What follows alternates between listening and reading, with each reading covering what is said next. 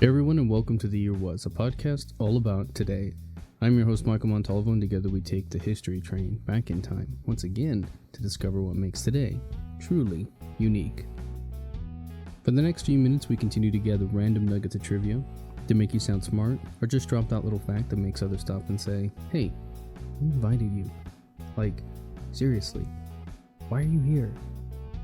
On this episode, we examine the events that occurred today, September 18th. I thought we would go back to Russia today, and while doing my research, I found out about this story, and honestly, I hadn't really heard about it at all, so it was interesting to go and discover. As you may know, we have been to Russia once before, and we talked about the Romanov family, but this is just a little bit different. The year was 1812, and on this day, after 5 days of burning, the Great Moscow Fire burnt out after 5 days. So, to talk about the end of the Great Moscow Fire, let's talk about what led to it.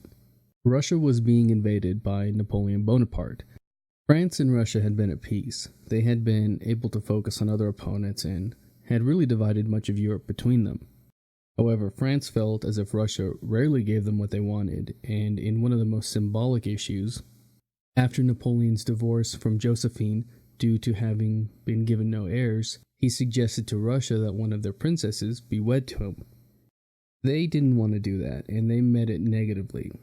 He was presented then with a sign that the Russians were not as committed to a long-lasting partnership as he was.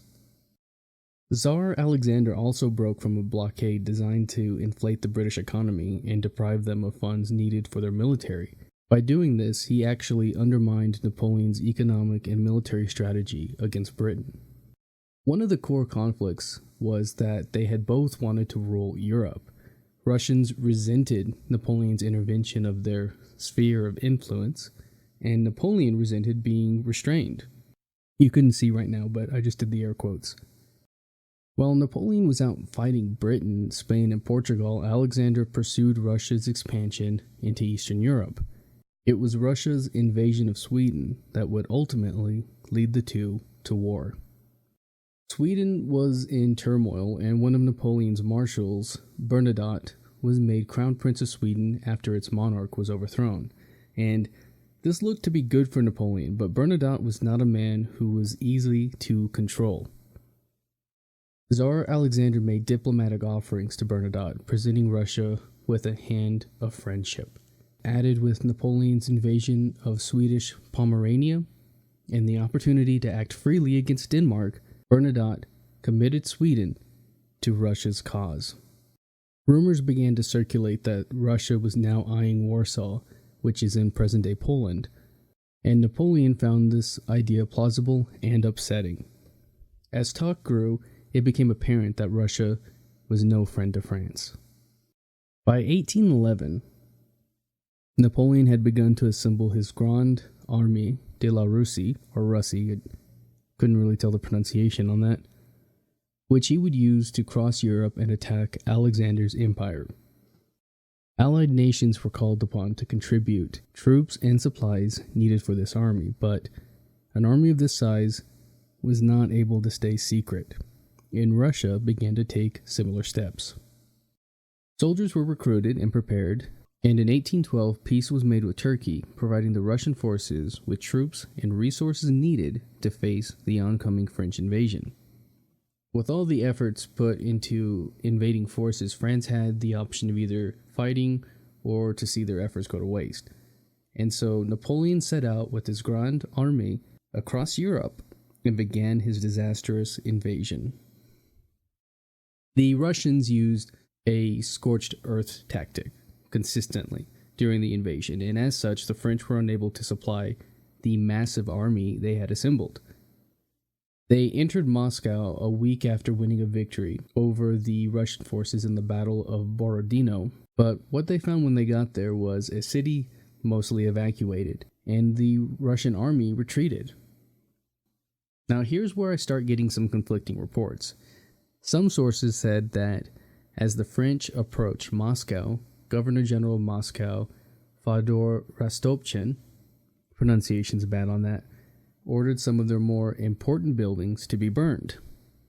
Another said that as soon as the French entered Moscow on September 14th, 1812, the capital erupted in flames. And still a third claimed that the fire broke out just after midnight, set by Russian patriots. They aren't entirely sure how the fire started, but they know the fire started. There's been some speculation that it could have been caused by bonfires or campfires, an accident, or intentionally by the Russians. For 5 days, the city burned, and during that time, Napoleon's troops began to lose their discipline and would loot, pillage, plunder, and rape the city and those that remained. Even threats of punishment would not deter them. This left Napoleon's massive army with no means to survive the oncoming Russian winter and left the city roughly 75% destroyed and 12,000 dead. And so, in addition to never get involved in a land war in Asia and never go in against a Sicilian when death is on the line, we should add never go to war with Russia during winter. Incredibly, Napoleon and his army stayed for a month. Napoleon was waiting for Alexander to surrender, but that surrender never came, and so he eventually ordered his army out of Moscow in search of supplies and to further the invasion. A quick epilogue. The French forces were stalked by hunger and sub-zero temperatures. In late November, they reached the Berezina River, which was unexpectedly thawed and accompanied by Russian destroyed bridges. 2 makeshift bridges were built, but eventually the French were forced to burn them, separating their army. In December, Napoleon actually abandoned his army and made his way back to Paris. And then later that month, the Grand Army finally left Russia, suffering a loss of more than 400,000 men. And as it turns out, this wasn't the first time Moscow had burned. It was previously burned by the Tartars in the 1500s, but that's a story for a different day. And that's going to do it for us today. If you're watching this on YouTube, you can also find me on the audio version on iTunes, Podbean, Spotify, and Google Play. Pretty much anywhere you get your podcast. Links in the description.